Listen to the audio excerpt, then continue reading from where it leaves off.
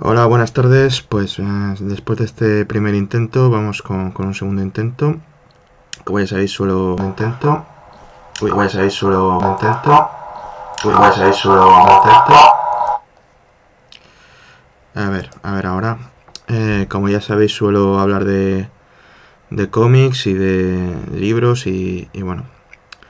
Hacía ya tiempo que no estaba por temas de salud y eso. Y vamos a ver si puedo más o menos aclararme un poco con el OBS, que ya hacía tiempo que estaba sin darle caña, ¿no?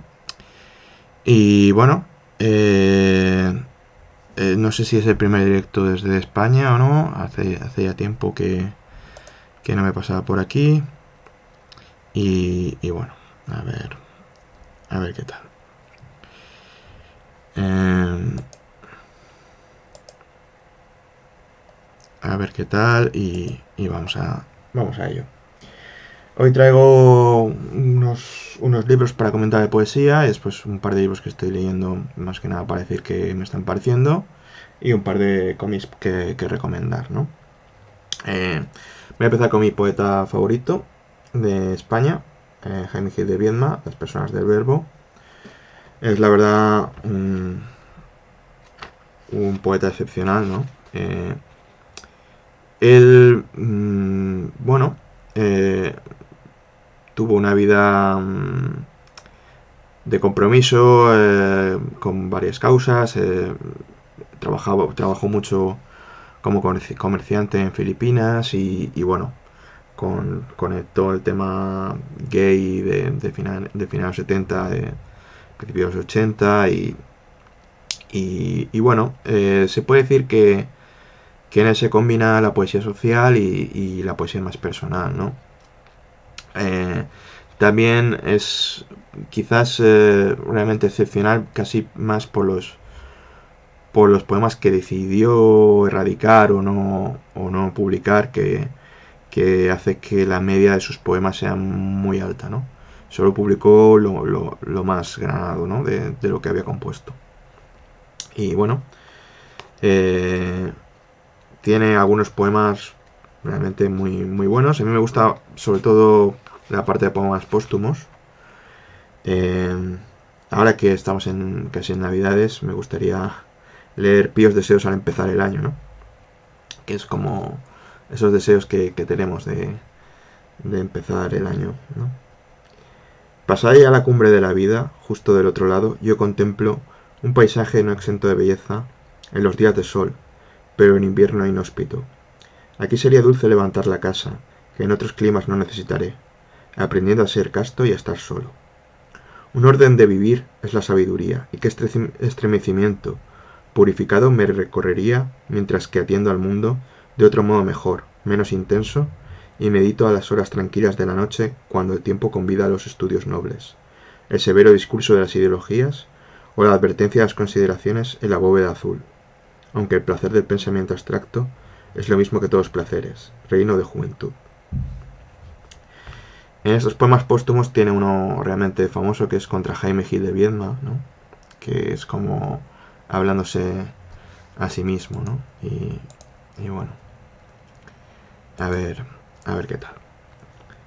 ¿De qué sirve, quisiera yo saber, cambiar de piso, dejar atrás un sótano más negro que mi reputación, y ya es decir, poner visillos blancos y tomar criada, renunciar a la vida de bohemio, si vienes luego tú, pelmazo, embarazoso huésped, memo vestido con mis trajes, zángano de colmena, inútil cacaseno, con tus manos lavadas a comer en mi plato y ensuciar la casa? Te acompañan las barras de los bares, últimos de la noche, los chulos, las floristas, las calles muertas de madrugada, y los ascensores de luz amarilla cuando llegas, borracho, y te paras a verte en el espejo, la cara destruida, con los ojos todavía violentos, que no quieres cerrar. Y si te increpo te ríes, me recuerdas el pasado y me dices que envejezco. Podría recordarte que ya no tienes gracia, que tu estilo casual y que tu desenfado resultan truculentos cuando se tienen más de 30 años, y que tu encantadora sonrisa de muchacho soñoliento, seguro de gustar, es un resto penoso, un intento patético, mientras que tú me miras con tus ojos de verdadero huérfano y me lloras y me prometes ya no hacerlo. Si no fueses tan puta, Y si yo no supiese hace ya tiempo que tú eres fuerte cuando yo soy débil, y que eres débil cuando me enfurezco. De tus recuerdos guardo una impresión confusa, de pánico, de pena y de descontento, y la desesperanza, y la impaciencia y el resentimiento de volver a sufrir una vez más la humillación imperdonable de la excesiva intimidad. A duras penas te llevaré a la cama, como quien va al infierno, para dormir contigo, muriendo a cada paso de impotencia, tropezando con los muebles, a tientas. Cruzaremos el piso, torpemente abrazados, vacilando de alcohol y de sollozos reprimidos. Oh innoble servidumbre de amar a seres humanos, y la más innoble que es amarse a uno mismo, ¿no? Es un tono bastante elegíaco, ¿no? Pues habla mucho del paso del tiempo este poeta. Por ejemplo, otro muy célebre, que es No volver a ser joven. Que la vida iba en serio, uno lo empieza a comprender más tarde. Como todos los jóvenes yo vine a llevarme la vida por delante. Dejar huella quería y marcharme entre aplausos. Envejecer, morir, era tan solo las dimensiones del teatro. Pero ha pasado el tiempo y la verdad desagradable asoma. Envejecer, morir, es el único argumento de la obra. Bueno, es muy tremendo, es muy intenso este poeta, Gil de Viedma. Resolución. Resolución de ser feliz por encima de todo, contra todos y contra mí, de nuevo. Por encima de todo ser feliz. Vuelvo a tomar esa resolución. Pero más que el propósito de enmienda, dura el dolor del corazón.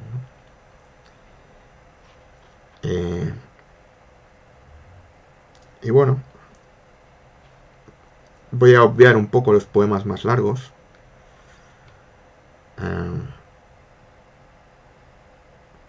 Últimos meses. Habitaba un país delimitado por la cercana costa de la muerte y el país de mi infancia, que ella nunca olvidó. Otro mundo más cándido era el suyo, misterioso por simple como un reloj de sol.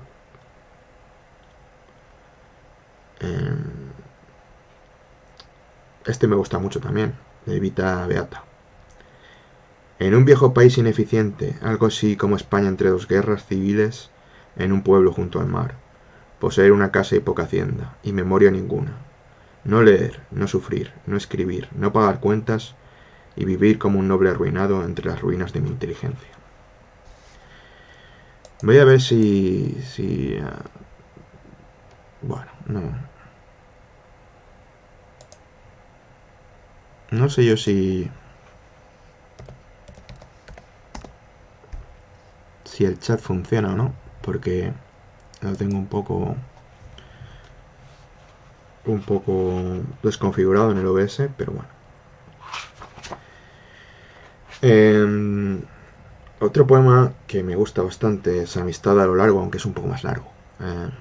Pero bueno, este es un libro que he regalado a varios amigos que ahora están en el extranjero, en Alemania, por ejemplo. Y quizás un poco por este poema, ¿no? Amistad a lo largo. Pasan lentos los días y muchas veces estuvimos solos, pero luego hay momentos felices para dejarse ser en amistad. Mirad, somos nosotros. Un destino condujo diestramente las horas y brotó la compañía. Llegaban noches, al amor de ellas nosotros encendíamos palabras, las palabras que luego abandonamos para subir a más. Empezamos a ser los compañeros que se conocen por encima de la voz o de la seña.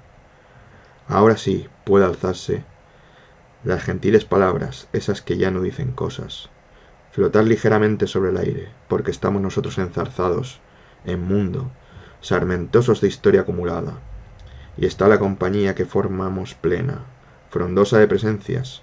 Detrás de cada uno verá su casa, el campo, la distancia. Pero callad, quiero deciros algo. Solo quiero deciros que estamos todos juntos. A veces al hablar alguno olvida su brazo sobre el mío, y yo aunque esté callado doy las gracias, porque hay paz en los cuerpos y en nosotros. Quiero deciros, como todos trajimos nuestras vidas hasta aquí para contarlas, largamente los unos a los otros. En el rincón hablamos tantos meses, que nos sabemos bien, y en el recuerdo el júbilo es igual a la tristeza. Para nosotros el dolor es tierno, hay el tiempo, y ya todo se comprende. Bueno, pues ese es un autor del tiempo, de la melancolía, de la nostalgia no como un refugio, sino como alguien que se da cuenta que quizás ya ha pasado algunos de los momentos que no volverán, ¿no? Y bueno, por ejemplo, tiene otros más costumbristas. Lunes. Pues, pero después de todo no sabemos si las cosas no son mejor así, escasas a propósito. Quizás tienen razón los días laborables. Tú y yo en este lugar, en esta zona de luz apenas, entre la oficina y la noche que viene, no sabemos. O quizás simplemente estamos fatigados. Bueno, a ver qué otro poeta, qué otro poema voy a sacar a colación. Bueno, este también me gusta mucho. Es un poema un poco más político, ¿no? Un poco más con mella, ¿no? Con colmillo. Noche triste de octubre 1959. Dedicado a Juan Marce. Definitivamente parece confirmarse que este invierno que viene será duro. Adelantaron las lluvias y el gobierno, reunido en Consejo de Ministros, no se sabe si estudia a estas horas el subsidio de paro o el derecho al despido, o si sencillamente aislado en un océano se limita a esperar que la tormenta pase y llegue el día en que por fin las cosas dejen de venir mal dadas. En la noche de octubre, mientras leo entre líneas el periódico, me he parado a escuchar el latido del silencio en mi cuarto, las conversaciones de los vecinos acostándose, todos esos rumores que recobran de pronto una vida y un significado propio, misterioso. Y he pensado en los miles de seres humanos, hombres y mujeres, que en este mismo instante, con el primer escalofrío, han vuelto a preguntarse por sus preocupaciones, por su fatiga anticipada, por su ansiedad para este invierno. Mientras que afuera llueve, por todo el litoral de la Cataluña llueve, con verdadera crueldad, con humo y nubes bajas, ennegreciendo muros, goteando fábricas, filtrándose en los talleres mal iluminados. Y el agua arrastra hacia la mar semillas incipientes mezcladas en el barro, árboles, zapatos cojos, utensilios abandonados, y revuelto todo con las primeras letras protestadas. Es un poema más social, ¿no? No sabría si hablar un poco también de esa sensualidad que tiene en algunos poemas. Una sexualidad elegante, ¿no? Pero no sabría si sabría escoger un poema un poco más pandémica y celeste. Quizás es un buen poema, pero un poco largo.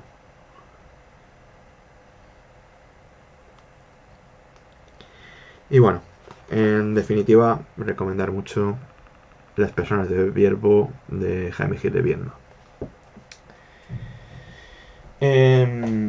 También un poco por vicisitudes, un poco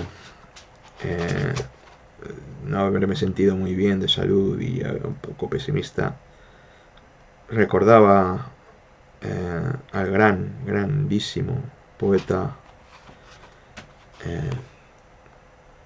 César Vallejo. Me gusta bastante esta edición de la editorial Renacimiento, que creo que también es una librería, me parece. Y bueno, recordaba sobre todo pues Los Heraldos Negros, ¿no? Ese poema tremendísimo, también muy intenso. En eso me recuerda a Gil de Biedma. Voy a mirar un poco. Ah, mira, sí que funciona el chat. Sí que funciona. Buenas lecturas de tiempo. Estaba pues recitando un poco a Gil de Biedma, recomendando muchísimo su poesía, es mi poeta español favorito. Y bueno, ahora iba a traer a este latinoamericano, ¿no? César Vallejo, aunque sea solo Los Heraldos Negros.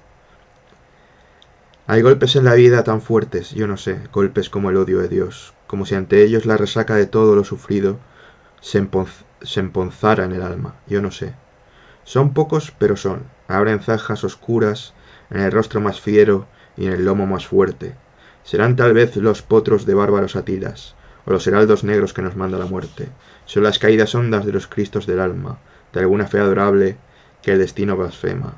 Esos golpes sangrientos son las crepitaciones de algún pan que en la puerta del horno se nos quema.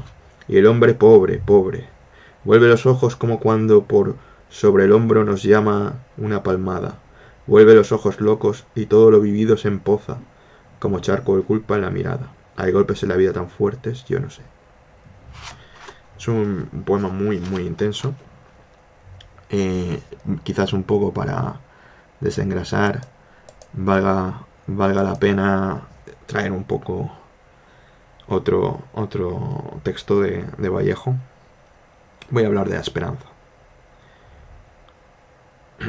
Yo no sufro este dolor como César Vallejo. Yo no me duelo ahora como artista, como hombre, ni como simple ser vivo siquiera. Yo no sufro este dolor como católico, como maometano, ni como ateo. Hoy sufro solamente. Si no me llamase César Vallejo, también sufriría este mismo dolor. Si no fuese artista, también lo sufriría. Si no fuese hombre ni ser vivo siquiera, también lo sufriría. Si no fuese católico, ateo, maometano, también lo sufriría. Hoy sufro desde más abajo y sufro solamente. Me duelo ahora sin explicaciones. Mi dolor es tan hondo que no tuvo ya ni causa ni carece de causa.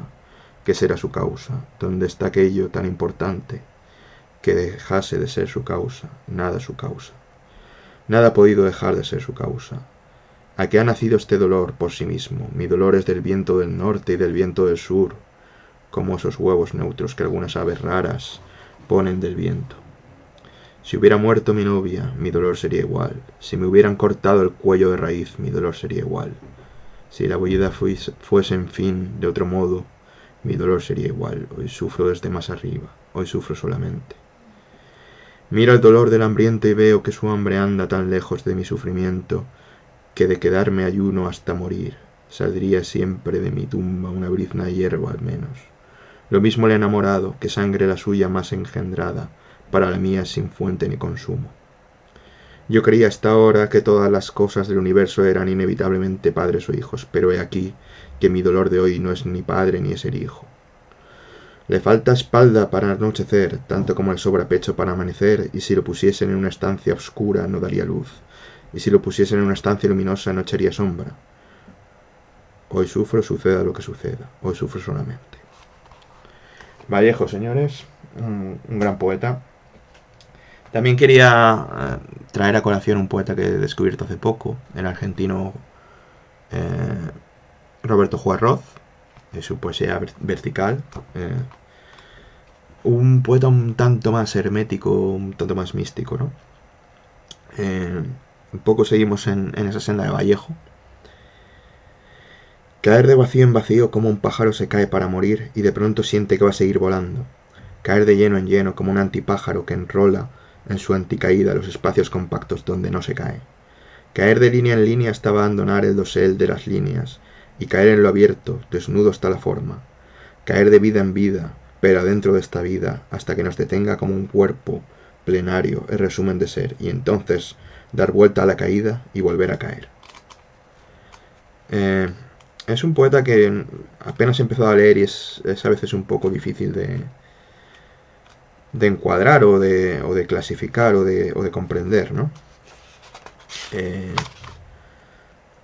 Voy a leer otro de sus poesías verticales.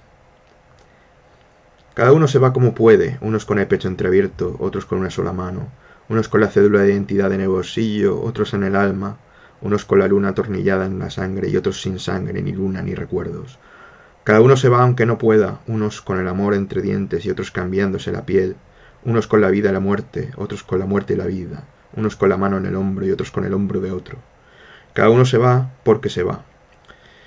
Unos con alguien trasnochado entre las cejas, otros sin haberse cruzado con nadie, unos por la puerta que da o parece dar sobre el camino, otros por una puerta dibujada en la pared, otra vez en el aire.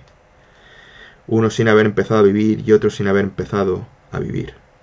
Pero otros se van con los pies atados, unos por el camino que hicieron y otros por el que no hicieron, y otros por el que nunca harán. Bueno, y también quería recomendar un libro que accedí a él en la biblioteca Y en aquella época no están tan olvidados, ¿eh? Bueno, Vallejo tiene sus fans. Lectura. Vallejo tiene sus fans. Y Gil de Viedma en España tiene su iglesia y su capilla y a algunos le rezamos demasiado, ¿no? Juan Roth sí que aquí en España no es tan popular, ¿no? Y bueno, quería traer a colación un libro un tanto más difícil de encontrar. En algunas webs de segunda mano lo he visto a precios de locura y yo tuve la fortuna de encontrarlo en la Biblioteca de Valencia, casi por azar, y bueno, pues me hice con unas copias un tanto menos afortunadas, ¿no? O tanto legales, ¿no? Poesía nórdica de Uriz. Sobre todo la poesía finlandesa me dejó bastante deslumbrado. Voy a leer un par de poemas que puse en Twitter, que quizás ya os suenen por eso, pero también voy a leer algunos que no puse. Uno de Kate Nash, que se titula No. Encuentra una casa que no tenga número, en una calle que no esté dibujada en el plano. Sube una escalera que no tenga escalones, toca el timbre que no suene. Pregúntale a un vigilante que no abre ni cierra. Vuelve una hoja que solo tiene anverso, aplasta una flor que es la página de un libro. Encuentra un día que no esté en el calendario. Escribe una carta a alguien que no tenga dirección, que sea para alguien que no comprenda el idioma, que sea para alguien que no abra el poema, que no haya entendido que esto es para ti que existías y ya no existes. Bueno, y otro de Eva Kilpi, otra poesía finlandesa. Dime si molesto, dijo al entrar, porque me marcho inmediatamente. No solo molestas, contesté. Pones patas arriba toda mi existencia. Bienvenido. Y uno de Edith Södergran, que puede que sea la poeta sueco-noruega, me parece que es, porque es medio, una de las más populares, ¿no? De la poesía nórdica. El país que no existe. Ansío llegar al país que no existe, porque estoy cansada de desear todo lo que existe. La luna me habla del país que no existe, en plateadas runas. El país donde todos nuestros deseos serán prodigiosamente satisfechos. El país donde caerán nuestras cadenas, el país donde refrescaremos nuestra frente herida en el rocío de la luna. Mi vida fue una ardiente ilusión, pero una cosa he encontrado y una cosa he logrado, el camino al país que no existe. En el país que no existe pasa mi amado con una resplandeciente corona. ¿Quién es mi amado? La noche es negra y es temblor la respuesta de las estrellas. ¿Quién es mi amado? ¿Cuál es su nombre? Los cielos se abovedan más alto, siempre más alto, y un hijo de hombre se ahoga en brumas infinitas y no conoce respuesta. Pero un hijo de hombre no es otra cosa que certeza, y alza sus brazos más arriba que todos los cielos, y se oye una respuesta. Yo soy el que tú amas y el que siempre amarás. Y bueno, voy a repasar. El otro día estuve buscando un poema de Claes Andersen, pero no recordaba que era de Claes Andersen. Y estuve buscando por todas las copias que me hice de este libro y no encontraba el poema porque solo recordaba un verso, ¿no? El verso era algo así como cuídate de las personas que solo quieren vivir en paz porque no reparan en medios, ¿no? Y es un poco un poema que me viene a colación de la crispación que se ve en el ambiente, ¿no? Que la gente está dispuesta a gritarse, a insultarse, a ser verdaderamente desagradable con sus propios vecinos y estamos viviendo ese clima en el que la gente simplemente trata de defender sus derechos a veces y son sus vecinos los que más miedo dan, ¿no? Voy a ver si encuentro. Aquí está. De Claes Anderson. No reparan en medios. Cuídate de aquel que dice representar la voz de muchos, tal vez lo hace. Cuídate de aquel que dice hablar solo por su cuenta, tal vez lo hace. Cuídate de aquel que solo asiente con la cabeza. Mañana el asentimiento puede afectarte a ti. Cuídate de aquellos que solo quieren vivir su vida en paz. No reparan en medios. Es tremendo, ¿no? Y también me sorprende bastante que esta poesía nórdica tiene muchos paisajes, paisajes helados, evidentemente, pero también tiene mucho tema social, ¿no? Y veo que la sociedad también sueca y finlandesa cada vez es más liberal y neoliberal y cada vez más ciega a las injusticias, ¿no? Y, y bueno, me resulta un poco triste, ¿no? Que poemas de los años 30 o 60 sean mucho más precarios y más solidarios que hoy en día, ¿no? Por ejemplo, me gusta bastante este de Raven Enkei. Tenía una flecha, pero jamás encontré arco para lanzarla.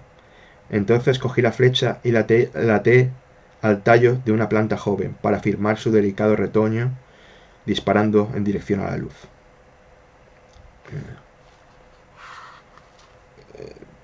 Realmente me gustan los poemas cortos y aquí hay bastantes. Aquí hay uno que hace años puse en el blog, ¿no? De P. Mustafa, La Chova Amarilla, que habla un poco también de ese clima un poco de odio, ¿no? A veces. Había una chova en la iglesia. Bueno, la chova es un pájaro, por si, por si la cosa no estaba clara. Había una chova en la iglesia, era una chova amarilla, es decir, una chova rara, el bufón de las chovas. Se quedaba en el tejado a solas, probablemente para pensar, y muy de vez en cuando batía sus pálidas alas. Pero la negra bandada de chovas no cesaba de dar voces y gritos, y mira, cuando amaneció la santa mañana del domingo, cuando solemne era el campanario, las campanas sonaban y el cura con su sacristán hacia el templo de Dios andaban, la negra bandada de chovas, como era de esperar, voló como una granizada por encima del campanario. Y mientras la chova amarilla era la única silenciosa, lo que molestaba sobremanera a la congregación de chovas. No aullaba con los lobos, o en el lenguaje de las chovas, ella no gritaba como las chovas, lo que la hizo muy impopular. Así que un día las chovas negras cegaron sus ojos. En el país de las chovas rigen normas muy severas. Había una chova en la iglesia, no una chova amarilla, es decir, una chova rara, es decir, el bufón de las chovas. Y escribió unos aforismos. El primero es así: sigo teniendo mi carácter aunque me hayan dejado sin ojos. Y el segundo igual de bueno: me han dado el papel ideal, digno es morir proclamando tu color. Como digo, pues hablando sobre la intolerancia, ¿no? Henry Parland también es bastante tremendo. Estas poesías muy invernales, ¿no?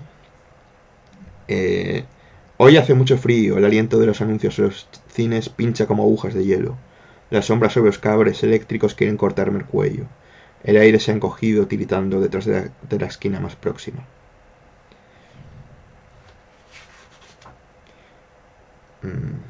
Me he vuelto a resfriar y estoy en casa, estornudando poesía por todo el escritorio.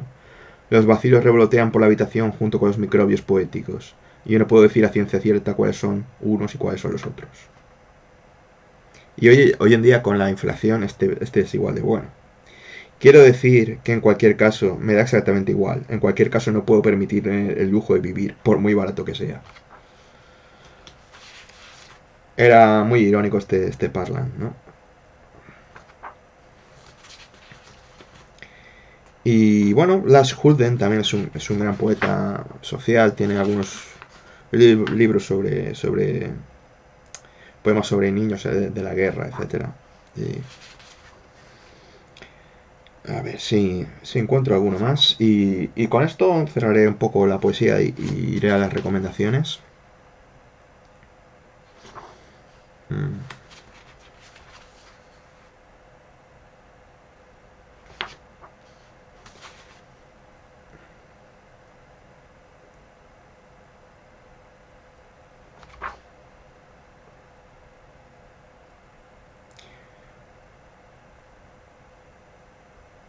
Me preguntan no inesperadamente por qué escribo.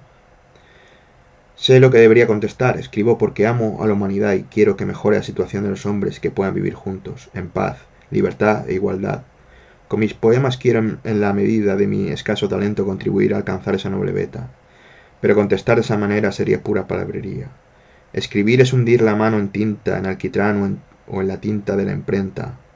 y estamparla en la pared por amor a la impresión. Por el solo motivo de la impresión de su mano, lo más negro que hay donde hundir la mano es la miseria del mundo. Este es Lars Hulben, que suele ser un poeta extremadamente social, ¿no?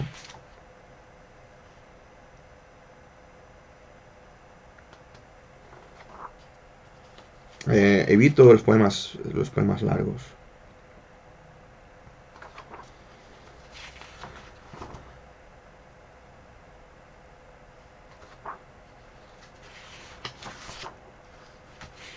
Es una gran antología, la editada por Uriz, y me gustaría encontrar un ejemplar que pudiera comprar, no un ejemplar que valga 100 euros en el mercado de segunda mano.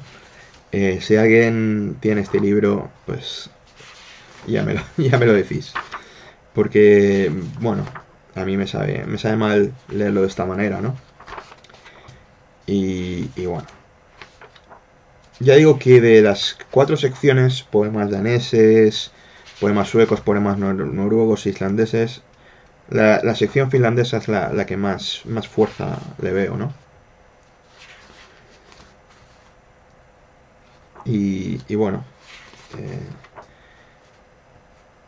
en general, pues me gusta mucho, ¿no?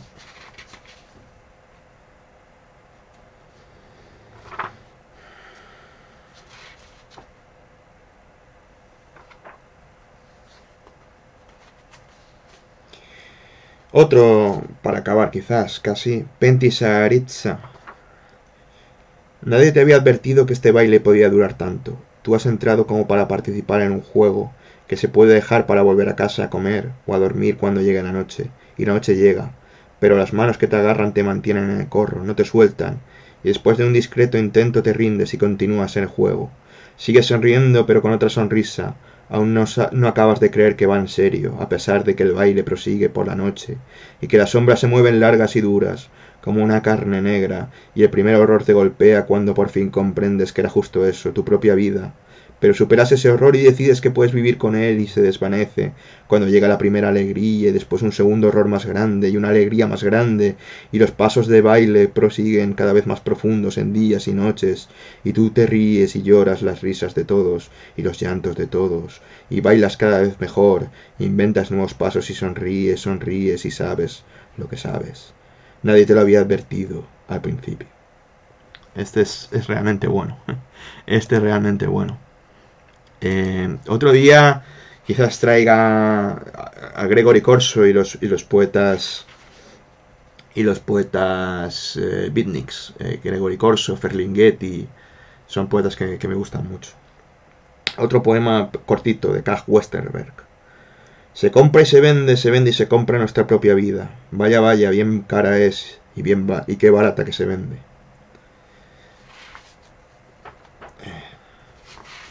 Como digo, pues son poetas que me llegaron mucho y que bueno, me encantaría tener este libro, pero está descatalogadísimo, vamos.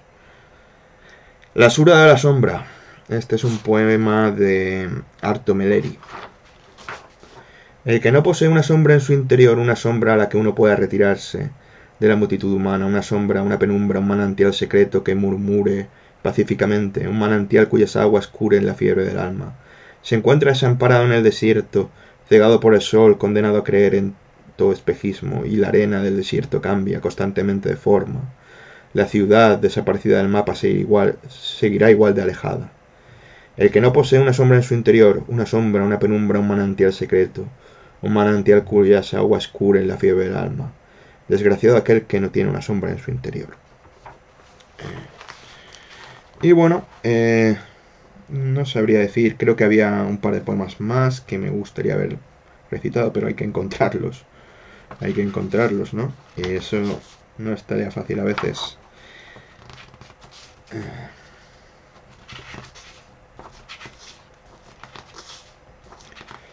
A ver si hay alguno más. Por aquí quizás había uno sobre una persona congelada que era realmente bueno. Y creo que era de Kate Nice, pero no estoy seguro. No estoy seguro.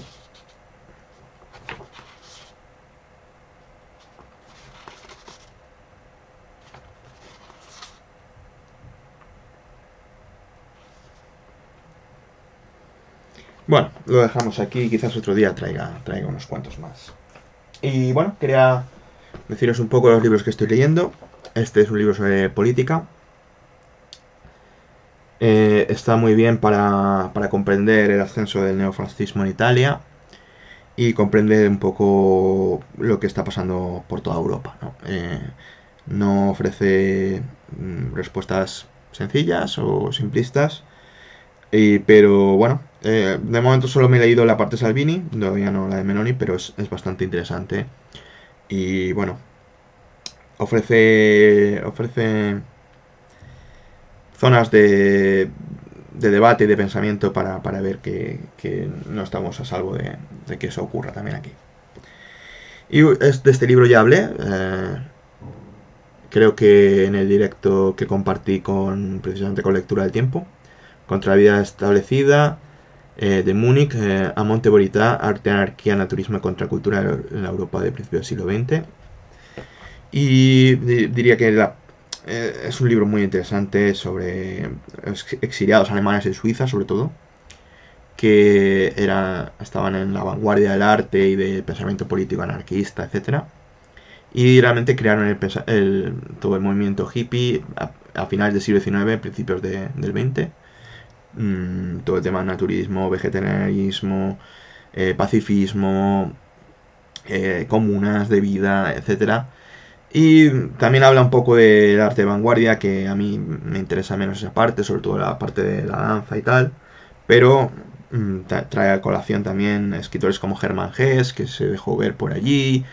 Y bueno, es interesante ver cómo los movimientos de los 60 realmente son herederos directos de una tradición que ya existía en Europa, ¿no?